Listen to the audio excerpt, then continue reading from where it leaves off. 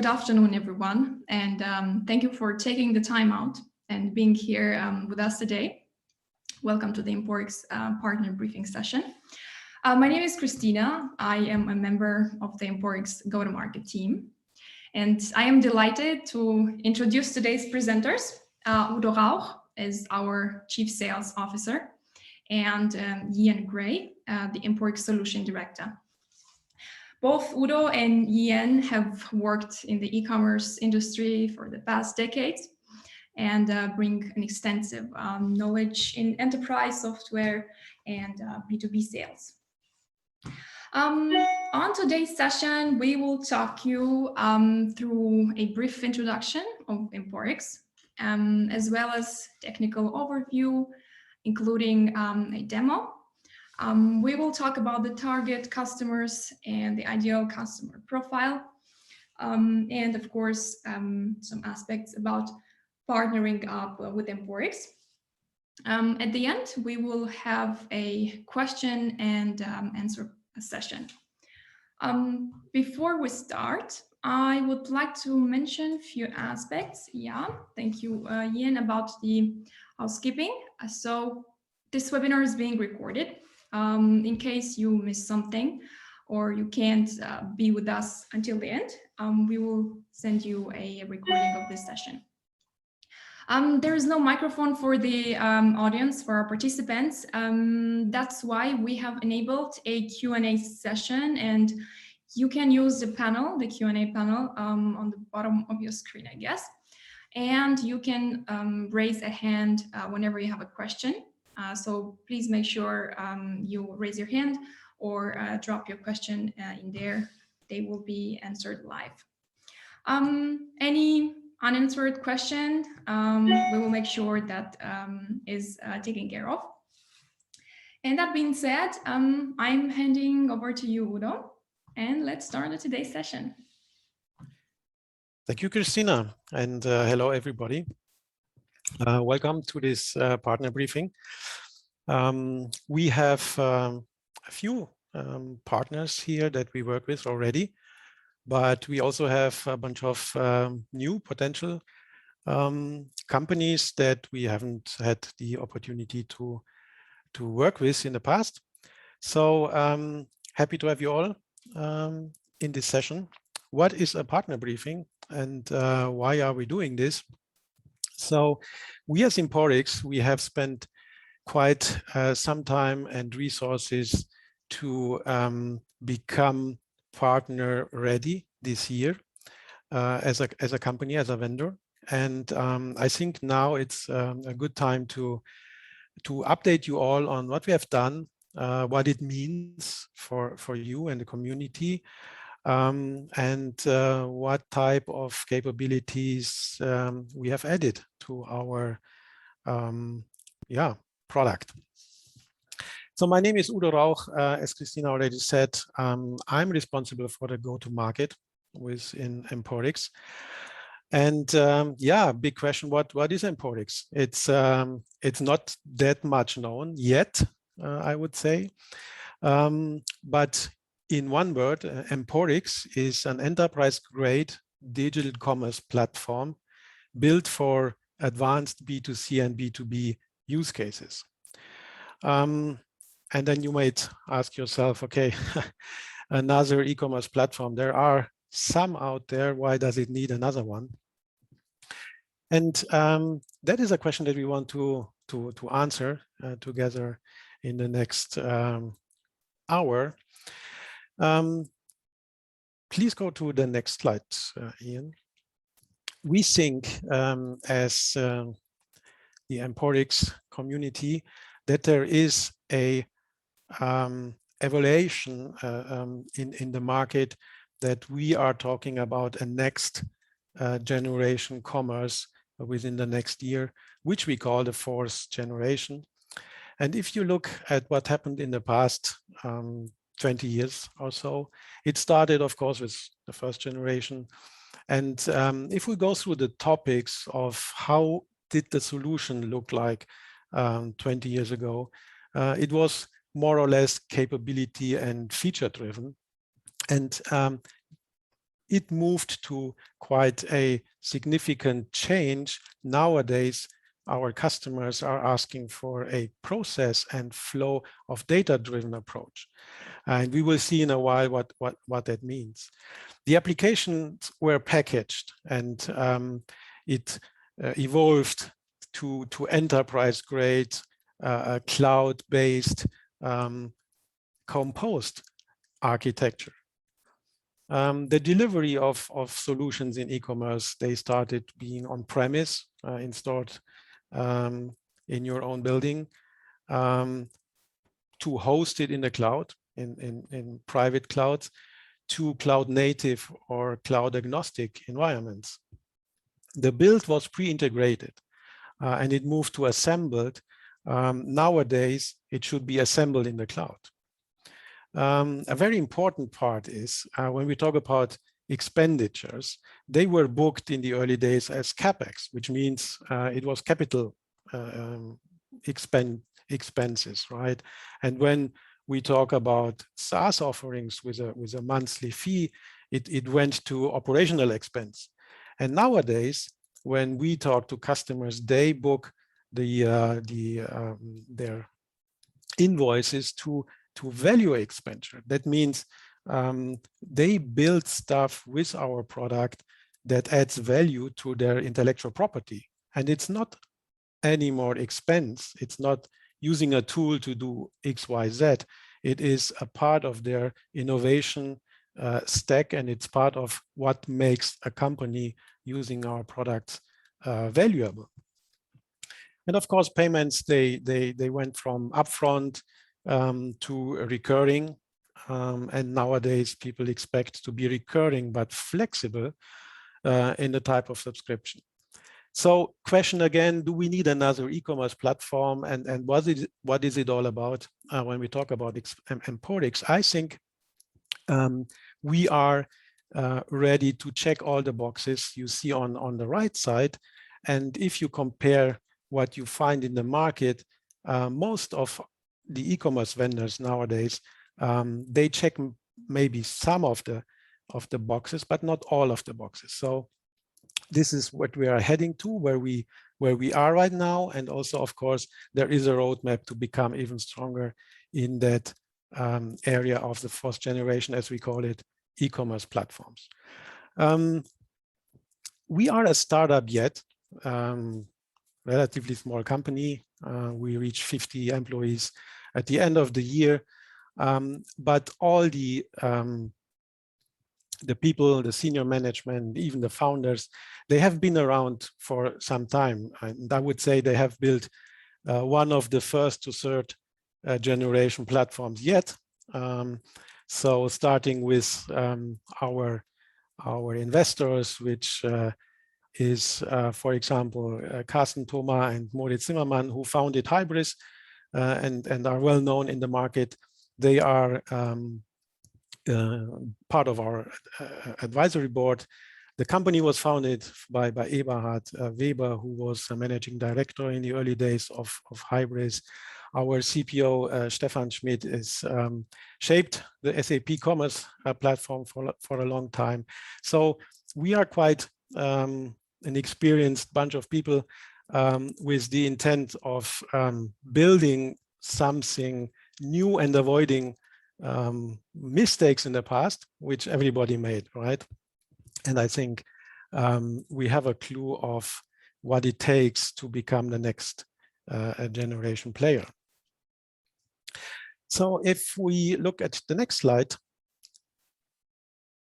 this is basically an overview of our offering and our functionalities. It looks like, I was thinking it looks like a map of the United States, but somehow Florida is missing. And then a colleague told me this looks like Australia, maybe more. But what it should look like is a drawing of what we offer as Emporix. And you see all these small little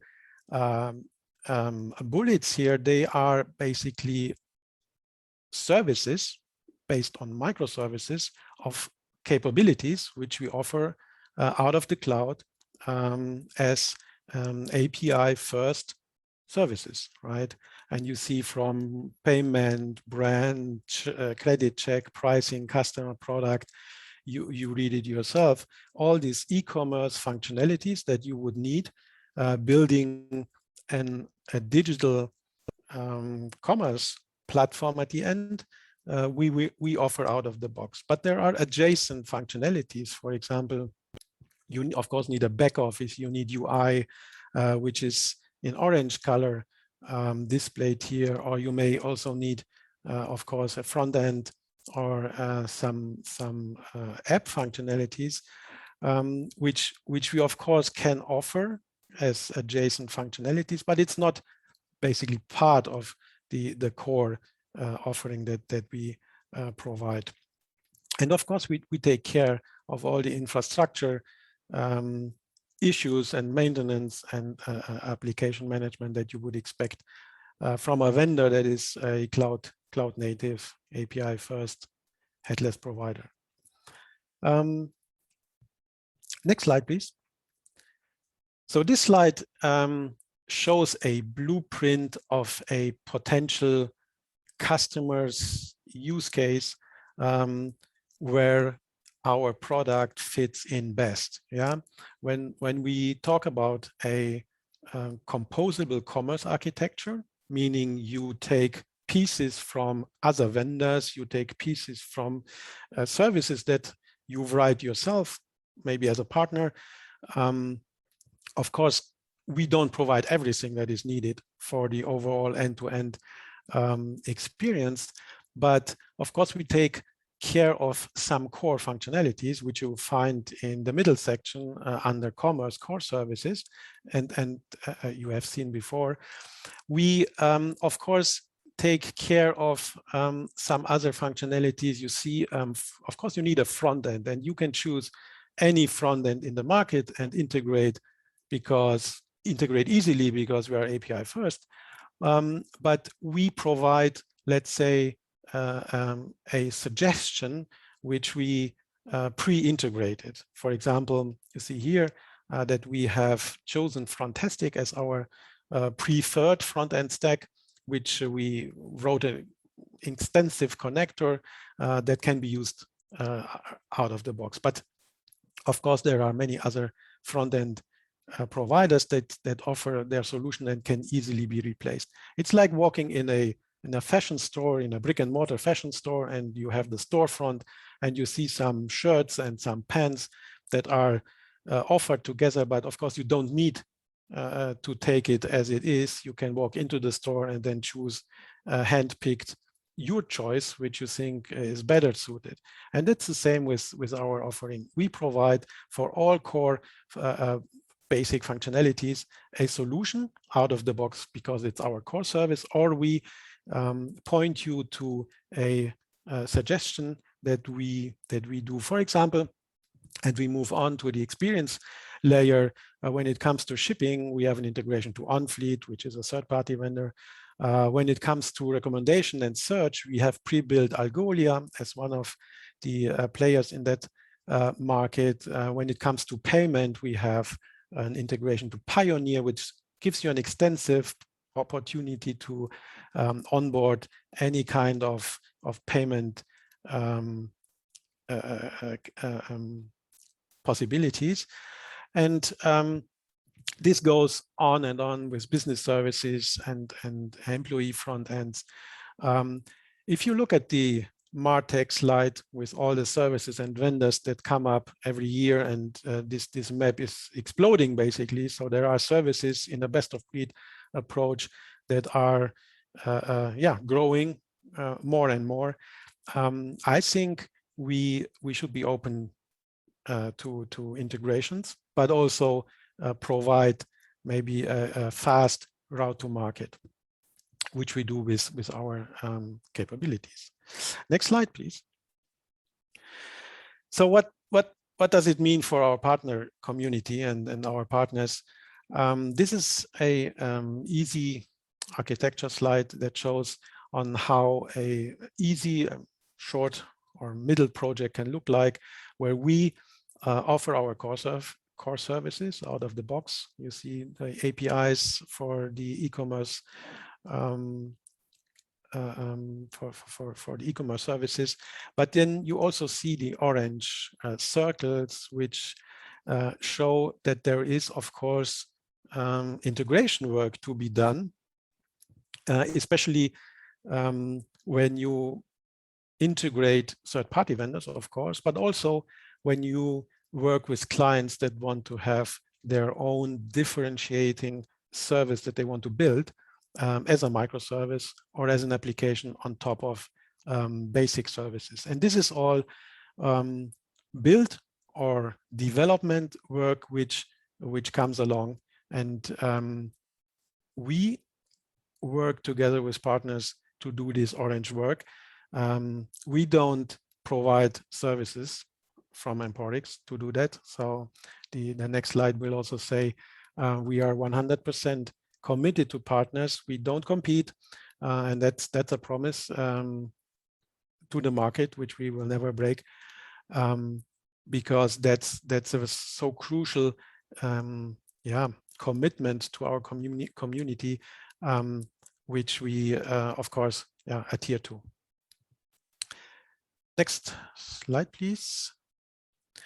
One reference example, and maybe you have heard of our customer, Emporix. The customer is having 300 plus brick and mortar stores in Austria and Italy. It's a grocery chain.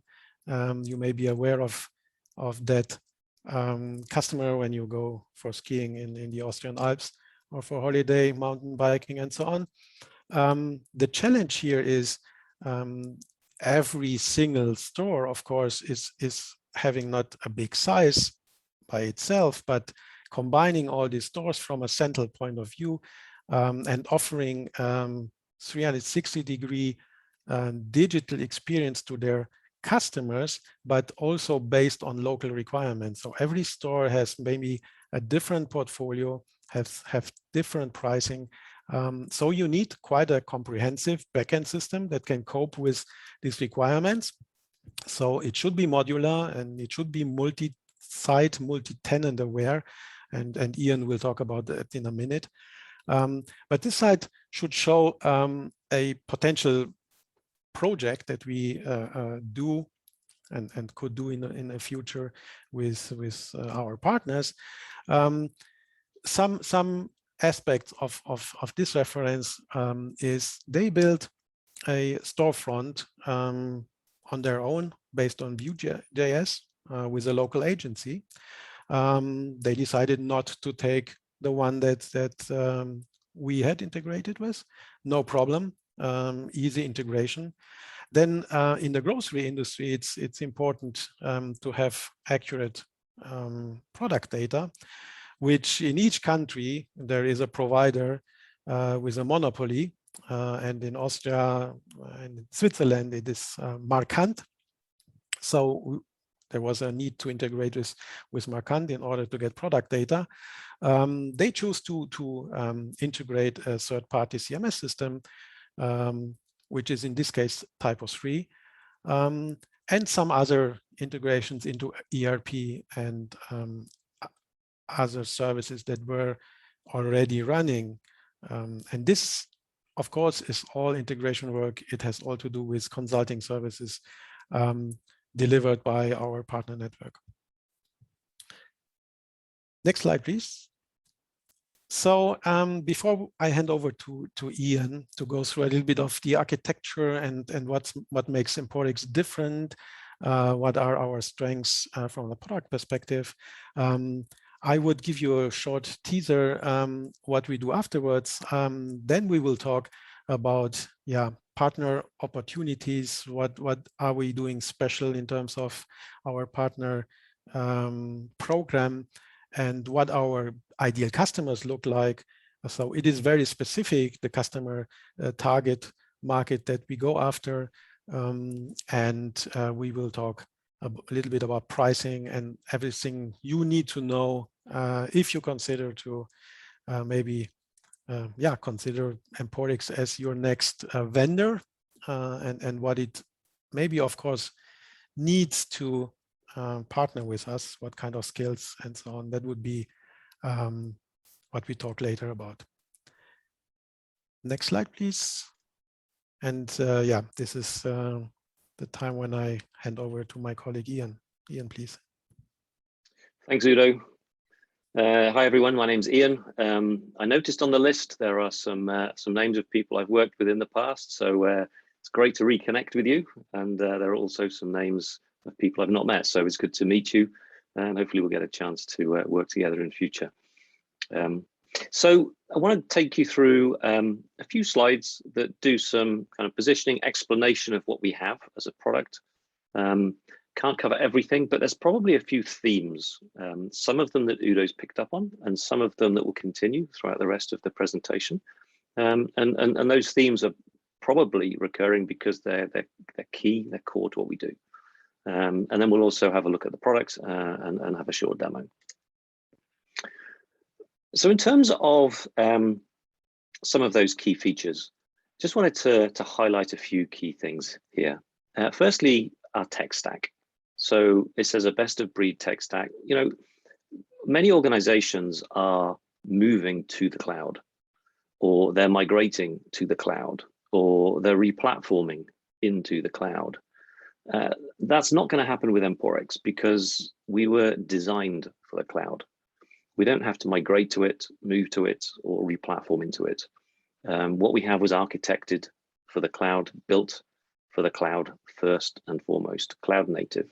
And we think that's significant. We think that gives a number of big advantages to our customers and also to you, our partners. First of those, on the right-hand side of top right, is scalability. One major benefit of that native cloud architecture is scalability. Now, you know, scalability means a lot of different things to a lot of different people. But what we'll explore a little throughout the rest of our time today is the fact that we can scale elastically. So we can scale up and potentially back down again. But key to that, we can do it automatically, and we can do it at a granular level. So we think there are significant benefits there in terms of us providing that robust, relied on, dependable service and APIs to you, our partners, but also to our customers. Getting the ability to react very easily and quickly to changes, perhaps significant changes in traffic and demand, without having to go out and reinstall new servers or try to predict how big the load will be at a certain time. Microservices, we provide a catalog of microservices. That's the core of what we do. Udo's already mentioned some of those, talked about some of those. So we have this catalog of commerce microservices. And our development team is focused on continuing to enhance those ones that we have, but also to extend that catalog, to bring in new services and new capabilities. They cover the wide range of services and capabilities that are needed today to run a commerce site. We have customers live and in production using our software. But as I say, we have a vision about where we need to go, about where we want to go, and where we want to continue to build out and enhance these new capabilities and extend them. APIs, API first. APIs for us are not an afterthought. There are a number of organizations that kind of will write the code, write what they think they need to do, and then think afterwards, okay, we need to be able to wrap this up in an external API, in a public API, so that people can use it. And there's downsides to that, of course, because you're wrapping code, you're causing inefficiencies, or perhaps you're having to kind of bend a little bit the APIs to kind of fit the code, or vice versa. It can create problems for those who are trying to use the APIs, and it can also create problems, frankly, for those trying to maintain them. So what we do is we design and build our code to be used through the API from the start. That's our design principle. That's how we have set out to build our capabilities, and that's how we'll continue to build those capabilities. We talked about microservices, domain-oriented. It says essentially it's just a different way of decomposing a large piece of code into smaller pieces of code. But our API first model is equally a way of kind of looking at the problem and saying, okay, how do we build this in a way that these APIs can be consumed reliably and as easily as possible? And so that's what we've done there. Multi-tenant is kind of common for cloud native applications. You could probably think of some of the big ones, and they have a multi-tenancy capability. It's kind of fundamental to cloud native. It allows you to share infrastructure, to share code. It provides all kinds of efficiencies. But multi-site that we have there is not common. So what we're talking about here is multi-tenant is when we can stand up different stores side by side with a shared infrastructure and with a shared code base. Multi-site allows us to have within one store to have multiple sites. So this allows us to address a problem whereby an organization may have a number of different physical locations, stores, perhaps if they're a retailer. They need to be able to define a product once, and then they might need the flexibility to be able to say, in a different store, we may have different pricing. In a different store or site, we may have different promotions. We may have different availability, a common one. And our multi-site model means that you don't have to recreate that product every time. It's a very efficient way of solving this problem. It's very powerful. And then zero downtime. What we deliver is reliable, it's available, and it stays that way. I'll show you some in the demo. I'll show you something on our website that gives us the status of all of these services that you can look at from here on in and monitor them. You know, we're confident to put that out there because what we have is reliable and scales and performs well, and it stays up. Now, Udo said that there's been big changes in the e-commerce world over the years, and there has. Early on, we were looking at the left-hand side of this picture, what we've kind of called the monolith. Those of you who are around to watch the kind of 2001 Space Odyssey or 2010 Space Odyssey, I'm not talking about this kind of big floating brick in the sky. This is just, you know, the monolith is where all of the code for the application is in one place. So the early applications, early commerce platforms were monoliths. They were proprietary. They had private APIs, if indeed they had any, that you were kind of exposed. The front ends were very limited and restricted. You had to use their chosen front-end technologies, whatever that happened to be. And there was a race to just build as much functionality into that monolith as possible. And that, up to a point, was fine. And it may even be okay still for some customers today who've bought you know, an older platform. They may have a simple customer experience. They may have a fixed and a predictable kind of load on their systems. They may think, you know, it's working, let's not change it. And that might still have its place. But to enable agility and flexibility, there was a lot of pressure to start providing the ability to build custom front ends, different and unique customer experiences. And what that meant was that we had to provide a public API, something that would remove the kind of technical dependencies and proprietary dependencies between the front end and the back end. And that's where this headless phrase started to come up. So started to add maybe some public APIs onto that monolith to allow agencies and partners to build out a front end that is custom, that is different, that is unique. And you might think, well, okay, that's fine. It's a headless solution as long as they provide APIs, you know, that's fine. I'm okay with that. I'm just going to challenge that a little bit and kind of give you a couple of reasons why it does matter that a backend may be still a monolith, even if there are public APIs for the front end. You know, you've still essentially got the same problems with that monolith. Scaling is still a problem. It still requires an entire new install of everything if you need to get more capacity around one service. If you need more cart capacity, you still have to install everything and set up load balancers and manage and maintain everything. It's very hard to take the monolith apart.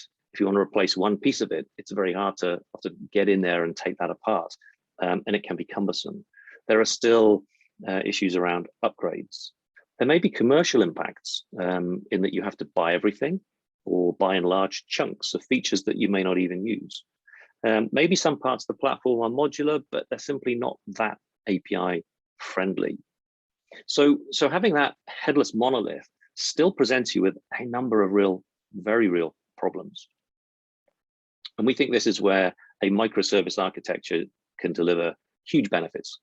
And it really is important to kind of get that right. So we deliver our functionality in the right-hand way, cloud native. It's headless, but it's headless against granular services, microservices on the back end that will scale independently, that are more reliable, where there's that shared infrastructure that we talked about, and lots of those other efficiencies that we'll get into. So we'll talk about some more of those benefits as we come through the rest of the session today. But I think it is important to kind of recognize where that microservice offering is significantly different and a step forward from that kind of headless monolith. So Udo's mentioned, and this slide and shown it already. The only reason for popping it back up is to say that, just to call out, this isn't just a list of features. This isn't just a list of capabilities. This is a representation of the fact that these are separate individual services. Each one can be scaled granularly. Each one of these can scale on its own. We don't need to scale everything up and down. We don't have to scale all of, was it you said Australia? We can just scale Sydney if we need to. Where's Sydney? Somewhere on a report or a coupon or something. We can just scale one of these, a cart, a product, an order, independently of the others. And one of the reasons that we can do that is because of multi-tenancy as well as that microservice underlying architecture. So if we go down the route of saying we need multiple single instances, the old way of doing that was that each customer would install them, but then gradually we've moved to the point where they're hosted, either on a private network or maybe vendors will do that for you. But you'll still have the downsides of multiple single instances, multiple single versions of code, all of which need to be maintained separately, all of which need to be managed separately, all of which need to be updated separately. You've got lots of different customers on different versions. There's a huge complex matrix around trying to support all of the different options and permutations. And for a partner, you're trying to work out, well, which customer's got patch 3B and which customer doesn't, and can they have this feature if they have patch 3B, and where do they need to upgrade to? It's very, very complex. Whereas multi-tenancy has advantages candidly for us as a vendor, but then we pass those advantages on to you as a partner and to the customer. And it's one of the key reasons for going to the cloud and going to a cloud native solution. So the single code base is easier and more efficient for us to manage. And we can then pass on that efficiency. The single code base is more reliable for customers because everyone's in the same place, and so it's more reliable. There's shared infrastructure, so it should be more cost effective for customers. We don't need to provision new physical hardware every time we get a new customer. And again, we'll talk a little bit more about architecture later, but it's shared infrastructure. There are no upgrades for you, the partner, to worry about. So that means rather than having to spend significant amounts of time and effort maintaining a system or just keeping it kind of at parity and keeping it at level, you're free to focus on delivering new capabilities and innovating rather than simply trying to keep everyone kind of up to date. We as a vendor continue to add in new features and capabilities that everybody gets. Now, they don't all necessarily want to use them, but they're delivered as new services or extensions to existing services with APIs. So those new capabilities can be used or not used as you choose. Every bug that is discovered is immediately fixed for everyone. We find it, we fix it, everyone gets the fix, everyone gets the benefit. And of course, key to this is our ability to isolate and separate customer data so that it remains invisible to all of the other tenants. And we do that through a virtual mechanism, as I say, rather than a physical mechanism. But that's key to data privacy, data protection. Everyone's concerned about data, and rightly so. But even though we have a shared infrastructure, we can separate out data between these different tenants. So let's look at how these services get used. This representation, left-hand side, management console, right-hand side, a storefront or a website or a user consuming. And in the middle, we have a number of services. So the right-hand side might be a web or a mobile storefront, but it could be anything else. It could be voice, it could be chat, it could be any other interface, because there are no restrictions. This is truly headless. As I say, the left-hand side is our management console. I'll describe a little bit more about that, and we'll talk about that a little bit later. And if you say, well, there's a front end and a back end, that might, and some capabilities in the middle, that might sound kind of like any other commerce system. But there are some key differences, and that's just what I think it's worth spending a bit of time pointing out. So let's take our old friend, the product. Product data can be uploaded through, a comma separated file, or can be pushed into Emporix via an API, or uploaded in some other way. So we can get that in there. Either way, a business user will manage and maintain that product information, such as details, such as pricing, descriptions, name, any other product relationships can all be managed through that left-hand dashboard. We'll look at this in the demo, but what's actually going on is that the dashboard is calling the product APIs, is using the product APIs in order to insert, update, or delete that information within the service. So the dashboard manages and maintains the data within that product service. And then that data, those changes, are persisted by that service, by that product service. And so then the customer comes along via a website, via a mobile commerce site, and makes a call again into that same product service with a slightly different scope, and we can talk about that. But they make that call into the product service to actually get that product data. The product service returns the product data to the front end. The default on that is via JSON format, and then that front end will parse that returned data and render the finished product data out to the user. So in essence, both the front and the back end are performing operations on that one service, in that one example. And then essentially what we have to do is, in order to get the capabilities that we want, we as Emporix, or we as a team of Emporix and our partners, build and create and enhance those different services to deliver the capabilities needed for one of our customers and for their requirements. So that previous slide was kind of lots of blue and everything looked relatively simple. And if a client has a fairly straightforward requirement, then maybe it is relatively simple. We can use all of our standard services to deliver what they need. But often client requirements vary and change. They're a bit different. And so the system needs to allow for this. What we found is we're a great fit for complexity. Our partners need to be able to individualize the system for a client. And on this image, it's similar to one that Udo showed earlier. You can see blue and we can see orange. So the blue is representing, in all of the future slides where there's different colors, the blue is representing the standard capabilities that Emporix bring, and the orange is representing what is being changed by a partner for a customer as part of a project. And so on the right, the customer may want a specific and unique front end. And we'll talk in a minute about some of the technology options for doing that. Essentially, there's no restrictions. Perhaps other interfaces are being used as well. On the left-hand side, we may need to extend the management dashboard. So if we're creating new capabilities, if we're creating new features, if we're creating new functional capabilities, new business logic, or we're adding new data elements, typically they have to be managed somewhere. And there's an option there. There's a couple of options, actually. One option is that you manage the Emporix information within the Emporix backend dashboard, and all of the new stuff gets managed in a separate dashboard. I'm not saying that's the best solution. I'm just kind of accepting that's an option. We don't find too many people who go for that, but it's an option. The other options are that you merge somehow or other. And one option there is that you merge the new administration capabilities into our management dashboard. The other option is that you take our management capabilities and you insert that into a different dashboard. So there's various options and ways of combining all of that.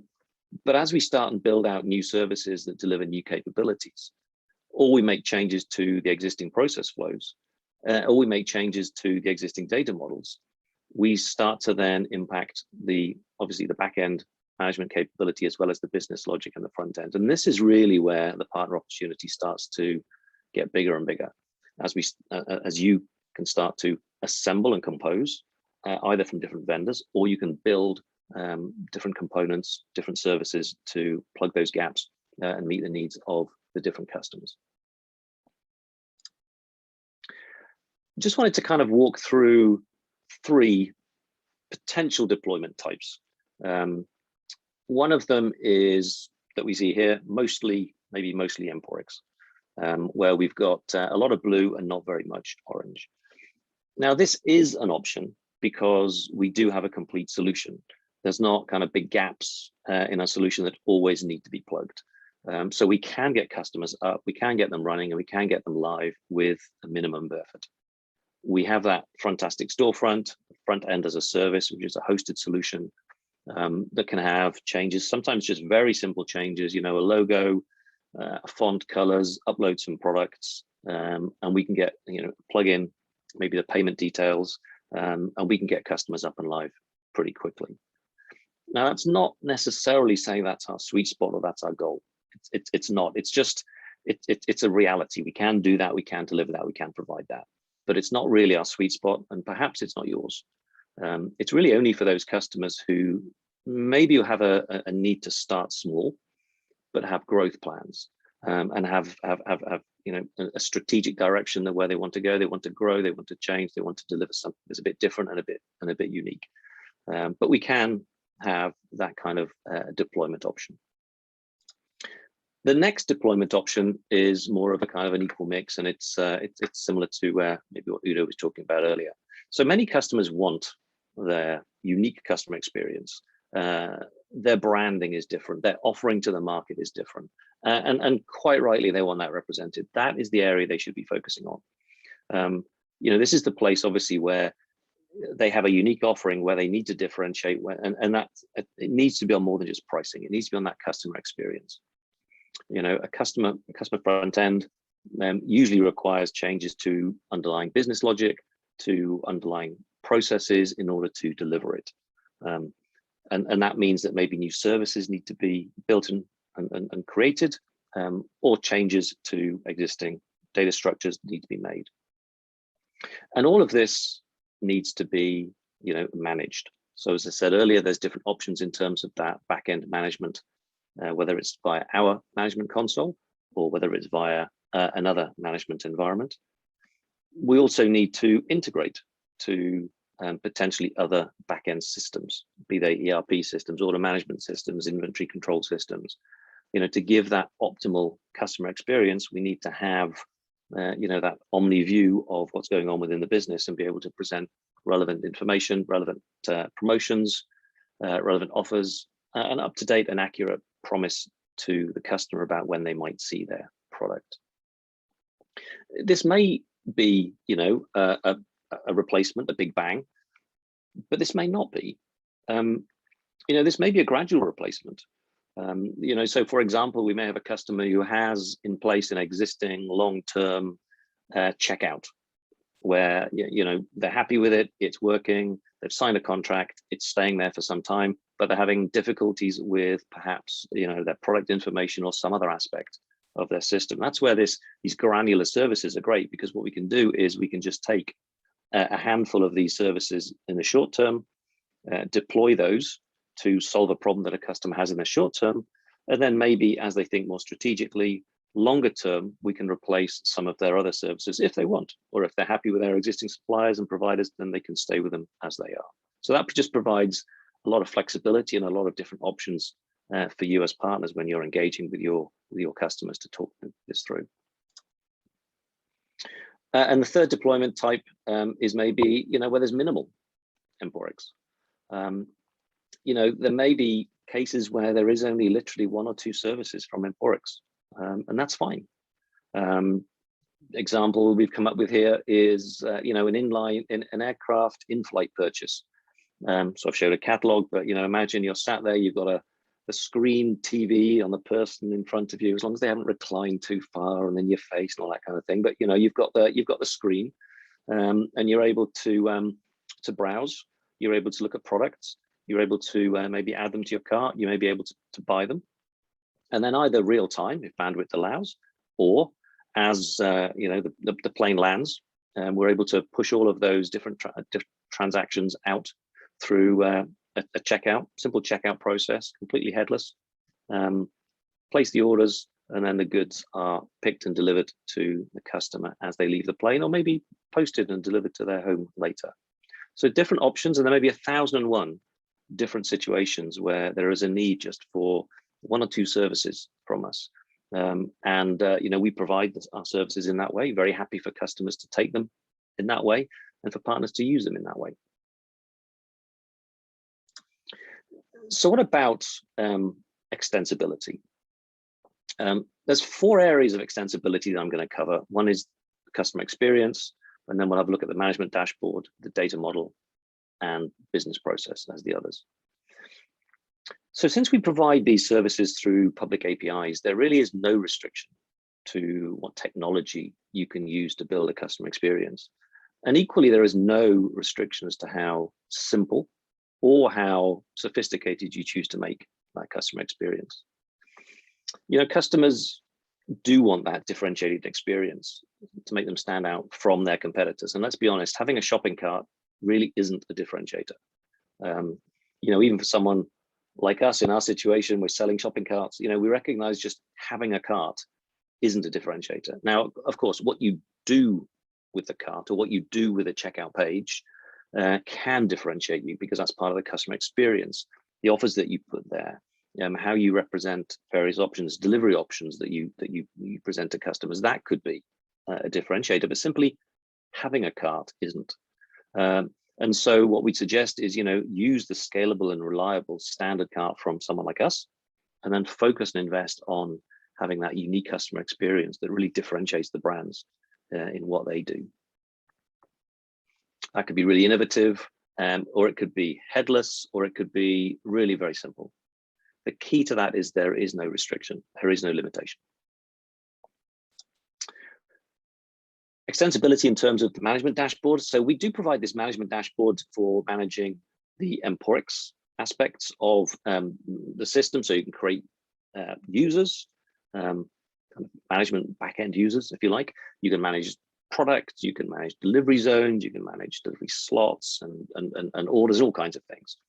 And if as part of the project, you want to create new services and new capabilities that need managing, you can either, as I say, put those into a different management console. You can create a separate console. You can, you know, integrate those into something that a customer already has if you choose to, or you can bring those into our management console. We have a, you know, microservice oriented console. It's very easy to add in those new tabs, and we can do that to allow you to have that those new services managed within our management dashboard.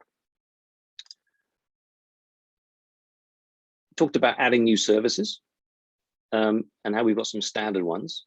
You can add your own, but what if you want to use a standard service, for example, a product service, but you just want to add a new data field or a couple of new data elements for something, or maybe during the checkout, you want to collect some specific details to pass on to an existing delivery system.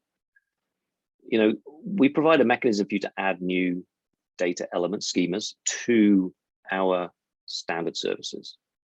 So it's called a mix-in, and it provides exactly that capability. You can use mix-ins to add additional data. So, for example, you can add additional attributes to products that don't exist within our standard product service. You can add additional maybe custom fields to a customer.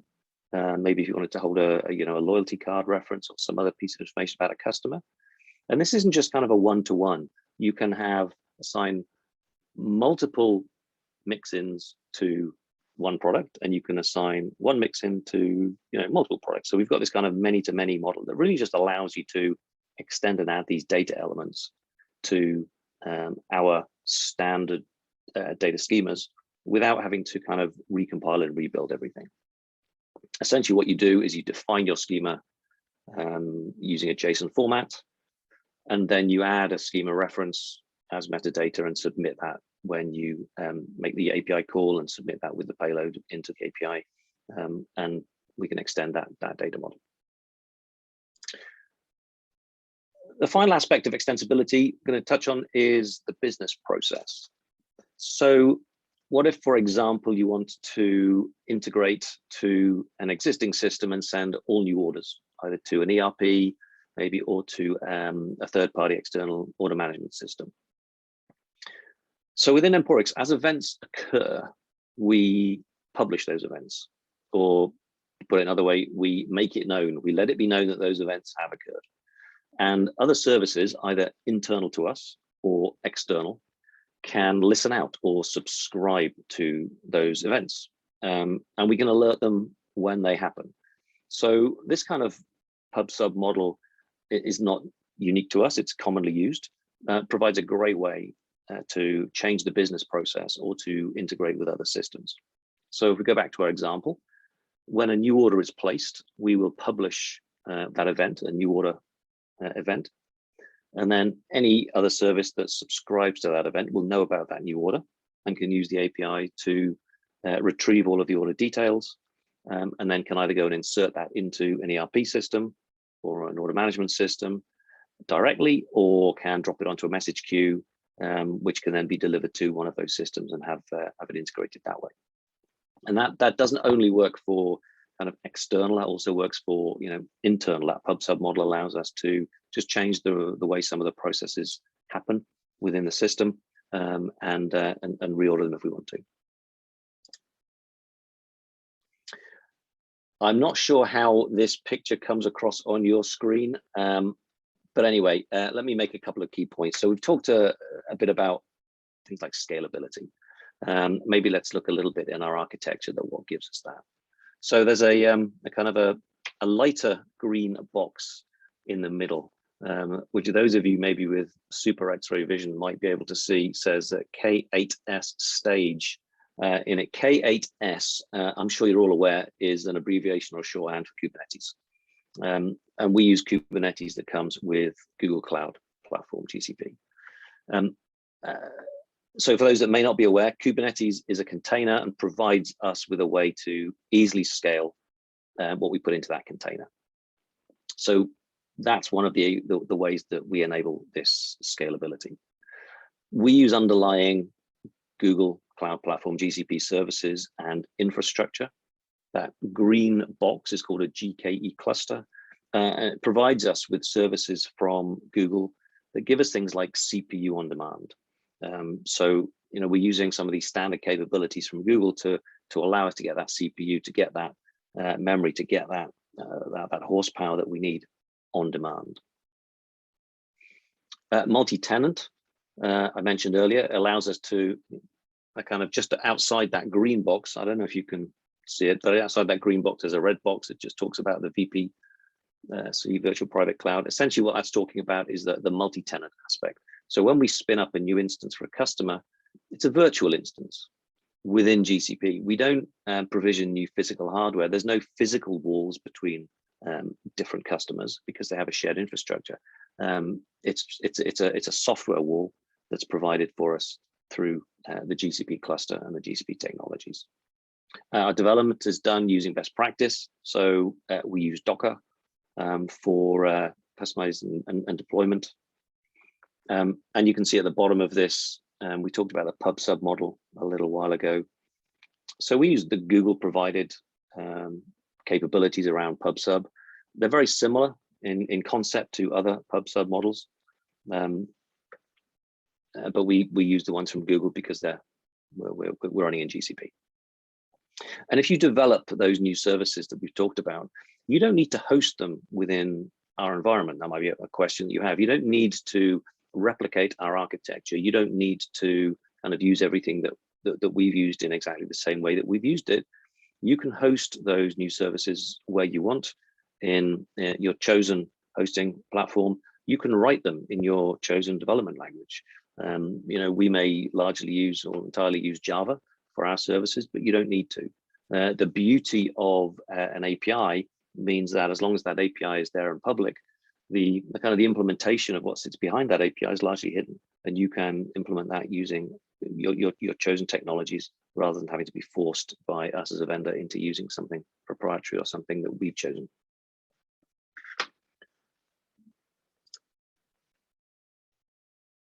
Maybe a slight change of direction now. One of the things that we're keen to communicate with our with our partners is everything that we've got. We think what we've got is great. We think what we've got is powerful. Now, I do want to kind of just maybe address any fears immediately when you look at this slide. It says at the top, coming soon documentation. Please don't read that and think that there is no documentation today. There is documentation today. We are just, we think we can do a better job of the way that we provide our developer communities with documentation and with help. And so we are improving what we do. We're making some changes to how we deliver some of this documentation, some of this information, and we're trying to enhance and improve what we do. So we are delivering our full API documentation with Swagger, which generates a client for our APIs and makes it easier for developers to use. We already have tutorials within our documentation, and I can show you some of the current docs in a minute. But what we're trying to do is just extend that and make that easier to try to just enhance and speed up that kind of knowledge sharing or enablement for new partners. We're making it easier for your developers to get access to our developers and our support staff, rather than only having to go through a more normal and a more formal support process. We'll have a live chat with our people. So we recognize and we think it's important that we make ourselves, as easy to work with as possible, and that includes all aspects of the businesses that we deal with and the partners that we deal with. And this is us trying to make ourselves easier for our partners to work with in the development community. Little glimpse of a roadmap. We have a roadmap. We have a plan. But plans change. I believe it was the boxer Mike Tyson who famously said that everyone has a plan until they get punched in the face. Now, I think what he meant was, he will go into the ring with a particular plan, but you have to react to external forces. And all right, maybe none of us is getting expected to get punched in the face, but we do have to react to those external forces. And I think that's a good thing. We're able to react to customer needs. We're able to react to our partner requests and partner needs, and we're able to react to our prospect needs. But this is the roadmap and the plan that we have. And maybe what you'll see down the left-hand side, some of those big topics, big one there, B2B. That's a very strategic direction for us. We feel strongly that the B2B market is currently very underserved in terms of commerce platforms, certainly in terms of modern commerce platforms. Really isn't very many offerings there for B2B. So we want to provide capabilities that meet the needs of B2B around things like pricing, around things like subscription or replenishment orders, around things like trade promotions, intelligent substitutions, organization mapping. And that's a very strategic direction for us to push forward into on the B2B side. That's not to say we're putting all of our efforts in that direction. We're continuing to enhance and improve our B2C solution. So you'll see there's new voucher types, continuing to extend our support for different voucher types. We have delivered a standard on the broadened partner ecosystem, talking here more about our technology partners. We've delivered a standard connector for Contentful, and we will continue to expand out the support and integration for different technology partners. If I cast your mind back to one of those earlier slides that Udo showed with a number of different options on it, we wanted to offer you as our partners, more options for easily being able to compose solutions for your customers. And so we'll continue to build that out. And then I've just talked a little bit about the development and documentation portal.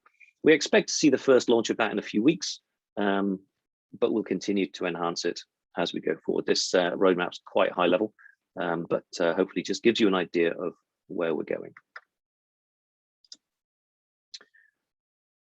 So at this stage, what I want to do is just stop the presentation and get into a demo. Okay, so there's a couple of things that I want to just go through. First off, there's a standard storefront. I don't really want to spend an awful lot of time on our standard storefront. Everyone has seen a standard storefront before. Happy to go through this with you at some point in the future if you'd like to understand more about it. But essentially just to say, you know, we have to have somewhere to display product information and to push orders through and that kind of thing. So there's a number of things in here, but if I just jump straight in and open my Birra Moretti, here is a product with some attributes. It has a name, it has a description, it has a packing amount here, 4 by 330 ml bottles. It has a price, it has an image, and the data for this, again, just to kind of underline, this front end is making a call into that product service, asking for that product data. The API is handing back all of that product data, which is being displayed for me. And I know we have people on here from all different countries. The fact that I've chosen Italian beer, I'm not making any quality statements or preferences about any beer from any other country. Other beers are available. So if I switch to my second tab here, what we see is the management console for Emporix. And in here, I can view and manage things like orders and products and marketing aspects such as vouchers. I can administer the system. I've got settings. And obviously what I can do in here is controlled by my permission level as a user. So if I go into products, you'll see a category hierarchy. So I can, you know, kind of open that up and kind of click through and go and find my beer. Or I can just type in a search term here in the name, Moretti, brings me up with a few different options, and I can open one of these. And again, what you'll see here is all of the different data elements that I can manage for this product. So again, what's going on? This backend dashboard is calling that same product API, retrieving all of this product information. It's just displaying it in a different format for me, but it's still calling that same service and still calling that same API. So here what we have is that same name, that same description, managed all of in here. We have a long description as well. We have things like that packaging unit, 4 by 330 mils. And as we scroll down, we start to see more other kinds of information. So here we've got the alcohol volume, we've got energy in kilojoules and calories. If I go back to my front end, you see, you know, all of this is being displayed down here. We've got my alcohol volume, we've got a different energy in kilojoules and calories. And as I scroll down, we get more information, things like the pricing. Price is $5.55. So this is where I can manage and maintain all of that information, and then it's displayed on that front end website. But the key thing is, of course, this is API. So if I switch at this point away into Postman, so Postman, some of you may be familiar with it. Postman is a tool that allows me to submit API calls, to, you know, post and send API calls, and to see the responses that I get back. So essentially, first thing I need to do in here is just get an access token. I got one just before. There's a chance it might have expired. So what I'm going to do is go boom and go and replenish my access token. So I now have a session in the system. Now what I can do, there's various other things I can do, but if I can go and get a product information. So the call to do that is, up here, I go and get a product and I want to give it a product ID. So here, if I give it a specific product ID, what it will do is call that product service and say to me, please give me the details for this product ID. So what I'm going to do, let me just go back to my front end. And my product ID, sorry, I don't know if you can see it, but there's a little bit of Zoom boxing and things up here that's a little bit in my way. So I go and grab the product ID, which is this one from the URL, and I go back into Postman. And the way that I've got this set up, what I need to do is just put that into here, my current value of a product ID. I've decided to set that up using a little environment variable. So delete that one, paste the new one in. And so now when I submit this API, what it's going to do is it's going to go and make that call to that product API and say, please get me the details for this product ID. And then the results are at the bottom here. So first off, I get a 200 status, which is okay, it's worked. And then I start to get the data elements. Now, firstly, I just call out, we've got a mix-in in here. Talked about mix-ins a little bit earlier. And a mix-in, if you remember, is a way for me to kind of extend the data model. So we've added some data elements into this product. So there's a product bundle and a sales price bundle. So we've extended it a little bit. As we scroll down, we also get some URLs for some Cloudinary images, some image locations and sizes, widths and heights for the product data that we get back for the image. Next thing I'm getting back here is a price, 555. So 555 is the price for the particular product that I get. As I continue to scroll down, we get the description, the ultimate Italian lager. Birra Moretti is the ultimate Italian lager. I get a packaging amount, or packaging unit, I'm sorry, of 4x330 mils. I also get other things that weren't displayed to me. So here I've got a maximum order quantity of 25 and a default order quantity of 1. So there's a number of things that are kind of going on behind the scenes that I'm not necessarily being rendered for the user, but are data elements that I've got and that I can actually use and kind of control and deal with. So lots and lots of data coming in. This is the energy, 157 and 37 in terms of kilojoules and calories, the alcohol amount in terms of 4.6. So what we're seeing here is kind of 3 ways of getting to that one API, or that one service. The back end way of getting to it from a management perspective, the front end kind of customer view. But essentially, when I say 3 ways, what we're really seeing is the real way of getting to it, which is through the API call itself, through, in this case, through Postman. So why is it important that we talk about this being one API into one service into a separately implemented service? Well, imagine a case where you have perhaps lots of requests, thousands of requests, tens of thousands, millions of requests in for product data. Either it's a constant price lookup against the product data, or maybe as a manufacturer, you're providing real-time product data out to your customers. You could be having huge volumes of requests coming through. Now, if I was doing that with a monolith, if I needed extra capacity for my product, if I needed to be able to handle extra requests, I would have to beforehand try to work out how many requests I was going to get. And then I'd have to work out, okay, how many requests can one box handle? And then I'd have to configure lots of different physical servers. And then I'd have to go and install the entire monolith code each time, and not just install the product, but install the cart and the customer and everything else. And I'd have to hope that my prediction on my crystal ball was right, so that even though I installed lots of these monoliths, which might be expensive for me, that I'd actually got, like I say, my predictions right, and I provided enough hardware and horsepower to actually deliver and meet the demands of my traffic. Now, that's not what we do, because that's a very, very tough and very expensive and very difficult place to be. What we do is we scale automatically and elastically just that one little service.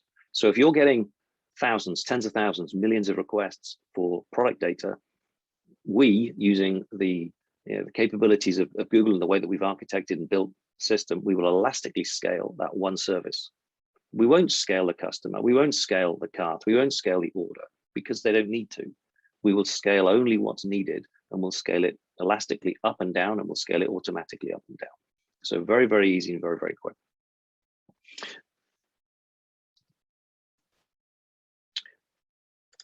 Just to kind of prove, maybe if I want to go and change a price, make this not 535, I can change this to 535 and save my price. We can see it's in here at 535. If I go back to Postman and just refresh my request and just scroll down a little bit, you'll see now my new price, 535. So coming through real time. And if I go back to my front end, we'll see that, just refresh, you'll see that price of 535. The other thing that I just wanted to point out was, I mentioned we had a minimum and a maximum order quantity that was being fed through. We saw it in the API, we didn't see it here. Look what happens if I go and try and order 26 of these. I can't do it. There's a maximum order quantity of between 1 and 25, which was set, which we saw in the API call in Postman, but we didn't see on the front end because maybe it wasn't displayed to our customer. So I think that was everything that I wanted to cover in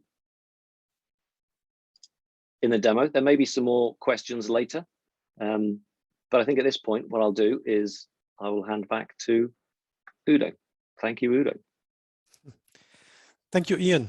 And I hope this was interesting also for people in the call that are not that technical, but we decided to really show you code and dig into the bottom of the product, because many vendors pretend they have these capabilities, but they don't. So we want to be transparent with everything we offer to the market and really prove that it's true, right? And as already questions coming in our chat, keep asking your questions. We will answer it at the end of the session, and then have the Q&A. But before that, I may take you through some aspects of partnerships and how we see the market. Next slide, please. Ian,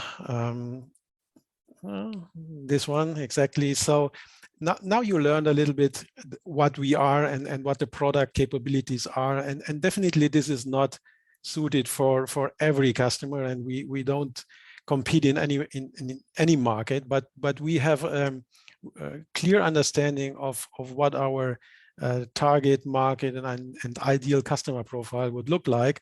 And I would take you through some aspects of this market view. So basically the personas that are interested in talking to us from a customer side would be people of head of commerce with technical background, the ones in charge of building a new technology stack within a company that came into the company in this new role with a clear vision of leading through technology. And this can also be lead developer that try out our product. As you know, we offer trial accounts for free for 14 days to anybody. And they can try out our API, as Ian just did, build small POCs, and try to prove the concept basically of if it fits into their environment.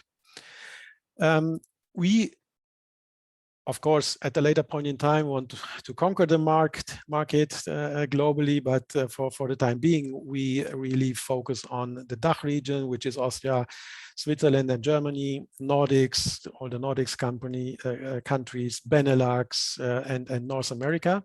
Very important.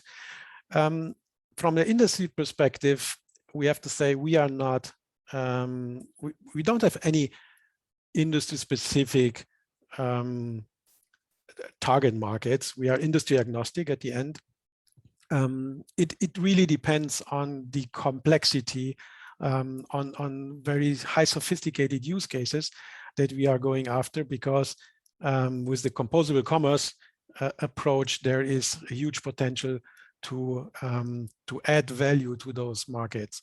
We have some functionalities specific to the grocery market, which is very important. You know, the grocery industry is very specific. It is a local industry. It has to do with different kind of products, with frozen products, with fresh products.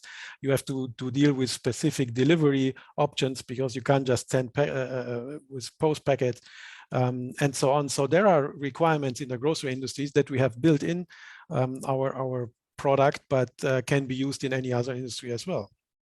The company size, important to mention, for the companies that do less than 50 million in online revenue, maybe we have to see, is there a use case? Because of course, building a composable commerce architecture is a kind of investment, and needs some thinking and some implementation and development. And customers that do much more, let's say 700 million and above, like the Amazons and Walmarts and Netflix of this world, would do, they mostly build everything themselves, and maybe with your help, but they don't use standard functionalities. So the sweet spot of our offering is around 250 million online turnover, and these are enterprise customers, of course. This goes for the B2C area. In B2B, I would say it's less, because B2B use cases are much more complex and require maybe more of a composable commerce architecture. And there we would start from the sweet spot of 100 million and above. So it's all about advanced business models and specific requirements to modularity and agility. That's what we offer.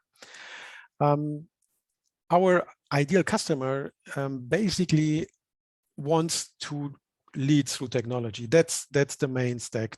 If they look for a easy to use standard online web shop application, that's not us, right? There are other solutions out there, and there are customers out there. So this is not good and bad. It's really about distinguishing between, is it a good fit or is it not? And maybe they also need some in-house expertise. It's they have to tell us, or us meaning you, partner, and us, what they really want to achieve, because the differentiating part needs to come from themselves, or needs to come from you as the consulting part of the whole picture, where we should heading to, because you can do everything right with the building blocks we offer, but somebody needs to know what should be achieved. And the signals, we call it signals, that we hear from customers that could be a good fit, is the ones that hire, for example, development people, or want to or are interested in new technologies.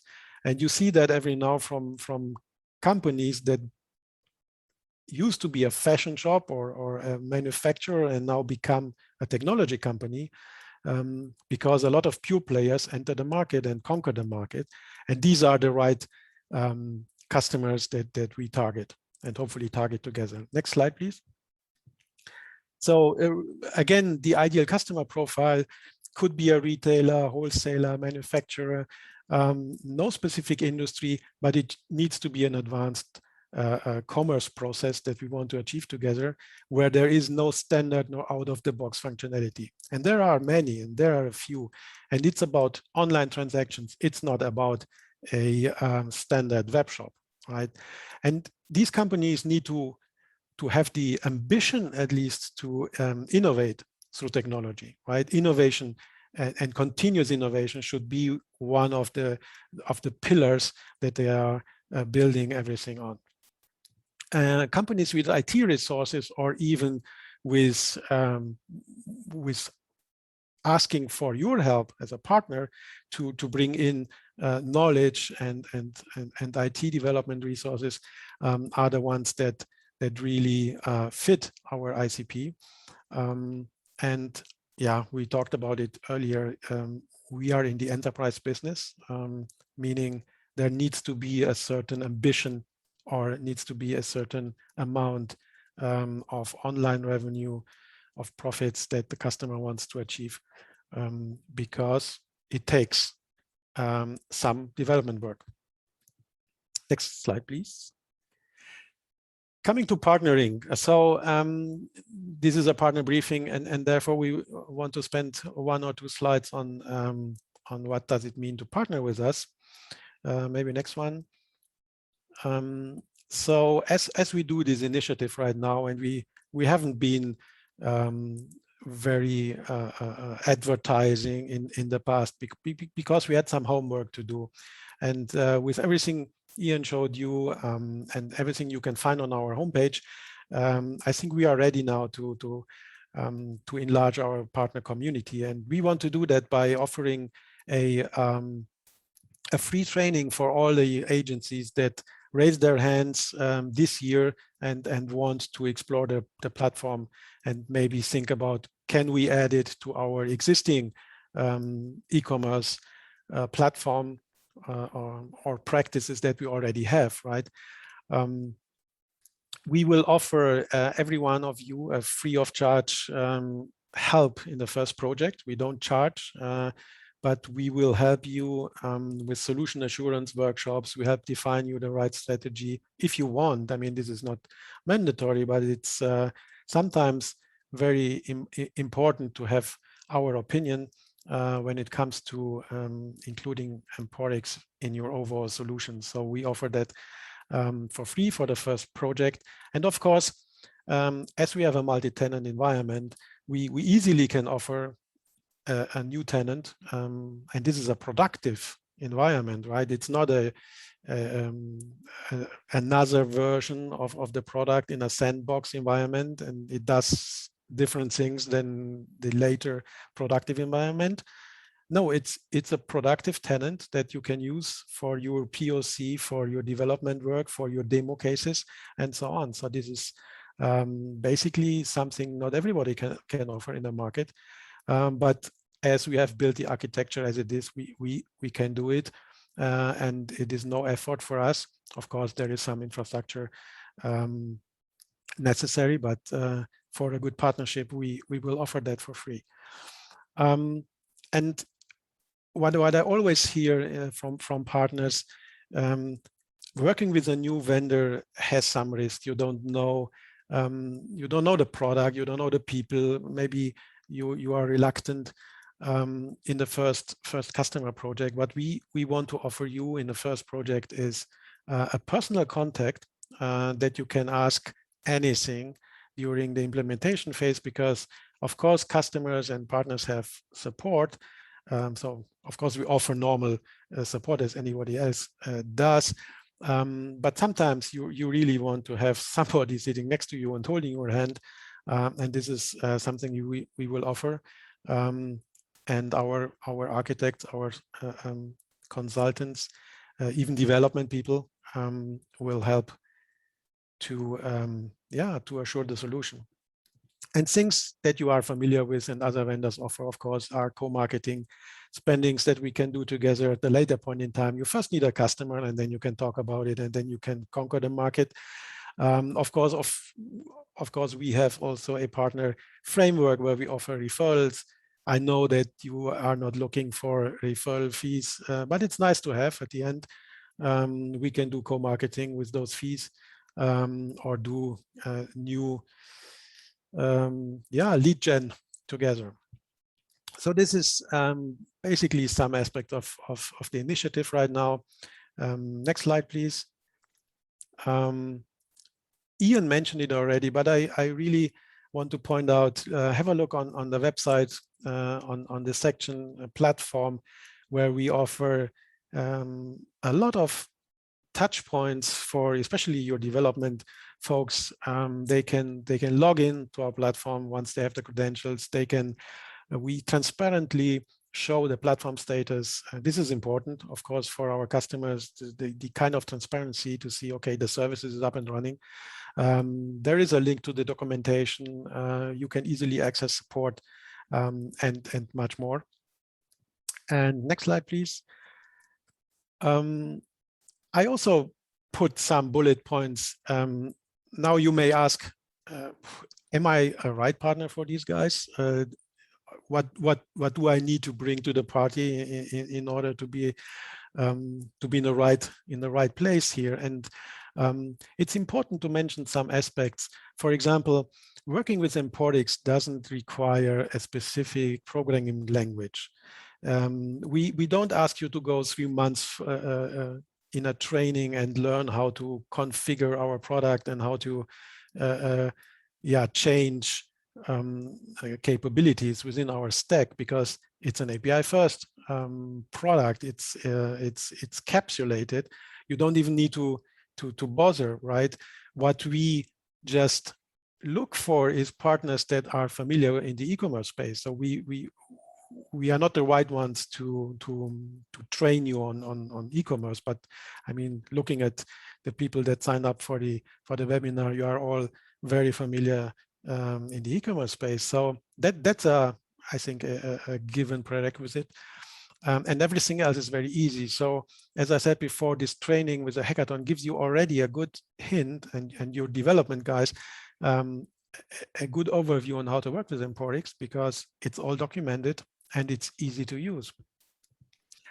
If you want to establish a practice for the API first composable concept, which means it's different than working with a monolith or a product that lets you change, configure, and implement a very standard product. So working with an API first product requires a different view and a different strategy.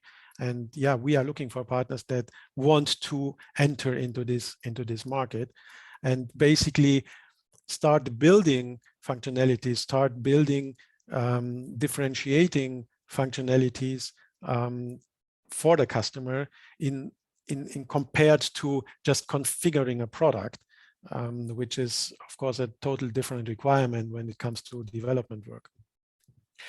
And yeah, maybe you also know vendors out there that maybe have the same pitch as we have. Yeah, I can think of one or two.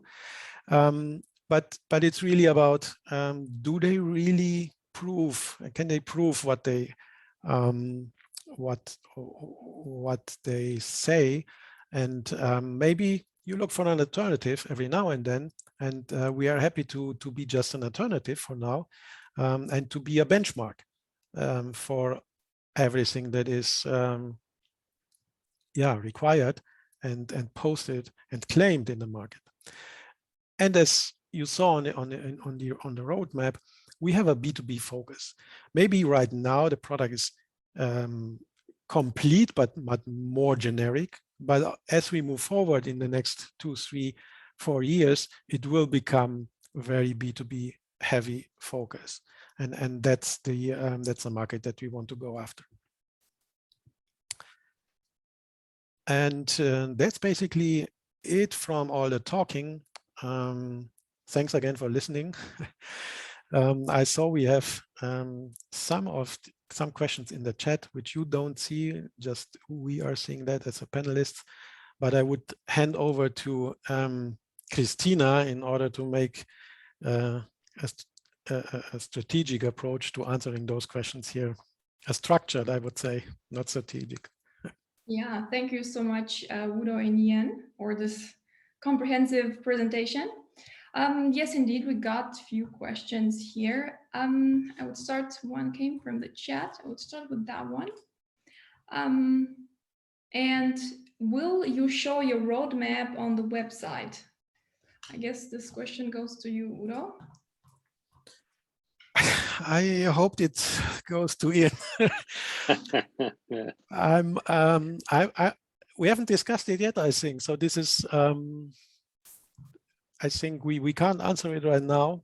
I think the question goes, or the background of the question is if customers and everybody can have a look at it.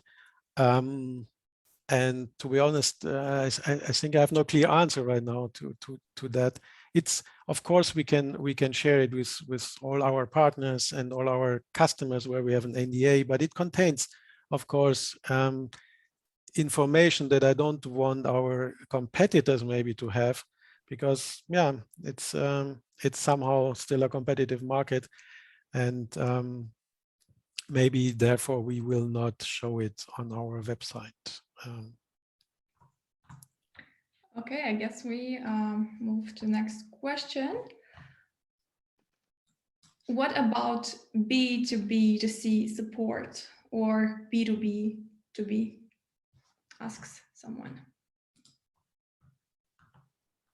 I guess. Can we talk about that one a little bit, Udo? Yeah.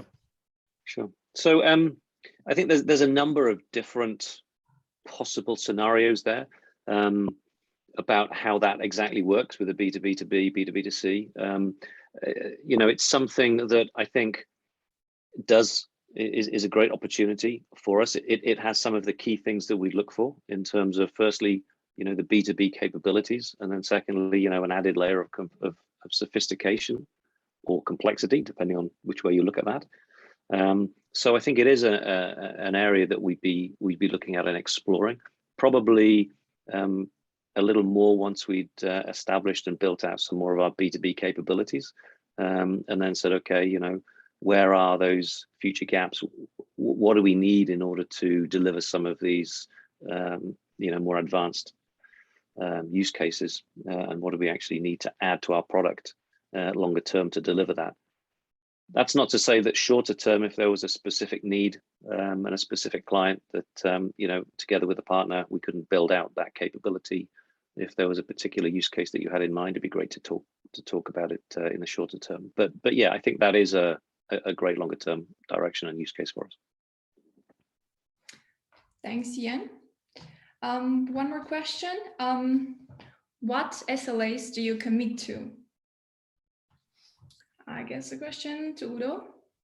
Yeah, good point, by the way. We haven't mentioned it, but of course, if once you have not anymore the control of your availability and performance, because you don't control the infrastructure, and basically you give away all the application management to someone else like us, you of course need to know how this is how this will be run by someone else.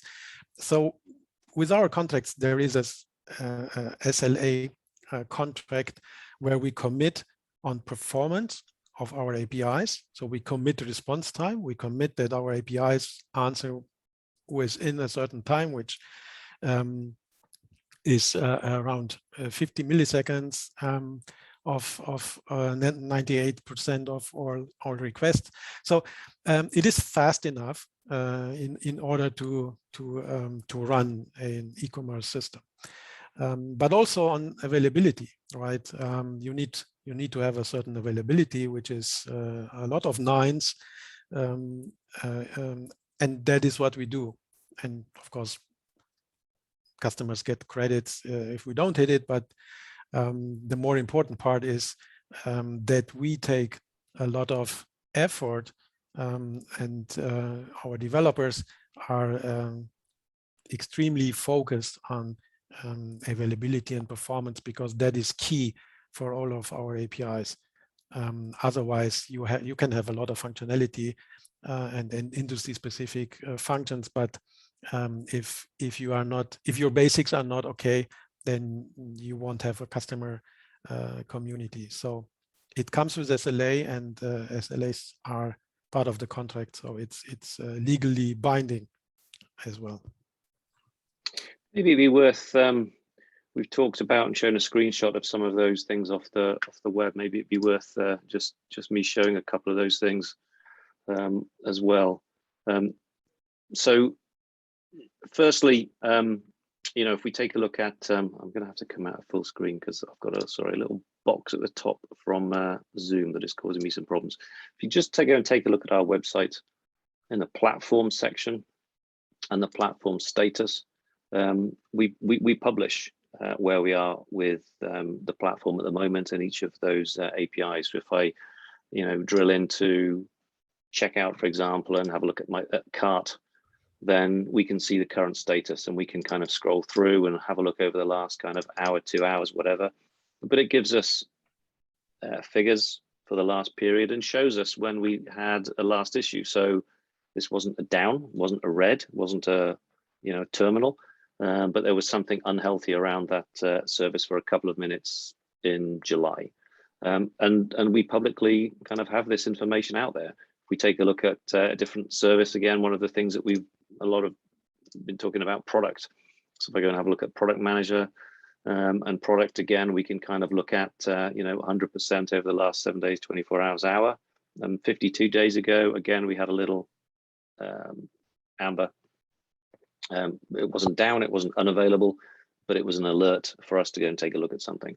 So that's something that we absolutely publish. You can go and have a look at that whenever you want, any time of day or night. If you're struggling for something to do one Saturday afternoon, then go take a look, see how the services are going on. But the other thing that we've touched on as well is the documentation. So this link takes you to the current documentation, which you can also just get to here, docs.emporix.com.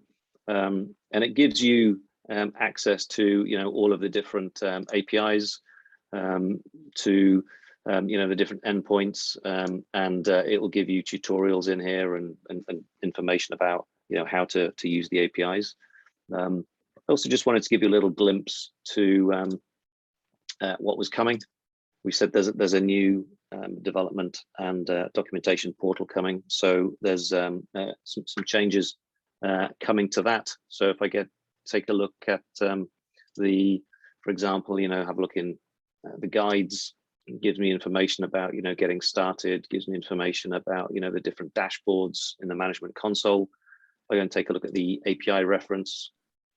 Again, different way of displaying all of this information for me. So when I was in the product in Postman and we were having a look at the different APIs, I was using this one to retrieve a particular product's details. So it gives you the different scopes, the parameters, what you have to submit. So if you remember, I had to submit a product ID in order to get that product detail. So all of this information will be available through the new documentation portal. Thanks, Jan and Udo. I think we have one more last question, if I'm not mistaken. Where do you host the stack, and can you offer the service around the world? Jan? Can I take that one? Yeah, thanks. So I've mentioned we use GCP, Google Cloud Platform. That gives us the ability to be able to host in any of the different regions that Google have. Today, our customers are in Europe predominantly, and so we are in the European region. We're planning to spin up in their North American region soon, and then depending on demand, we can spin up in APAC as well. But we can provide local hosting anywhere in the world, and clearly that will help with things like some of the latency issues. If if you have to wait a half a second for a request to get halfway around the world and back to you, it impacts performance. However quickly our APIs respond, you've still just got that fact that you can't make electrons move any faster. So yeah, we'll be looking to support those local regions when appropriate, when we have customers who need that. Thanks, Jan. I see no more questions in our Q&A panel. There are some hints, Christina, though. I read one. Yeah, which, so to all who submitted kind of nice, thank you, well done. Most kudos go to Ian, by the way. So thank you very much. Great job. You can't see it because you share your screen. So therefore, we have read everything to everybody who submitted a chat message, and we also got your hints. So the last one goes to our development. I think we take that seriously. So talking about B2B, And B2B2B would be something we need to consider in our development, which is a good hint. Thank you for that. Yeah,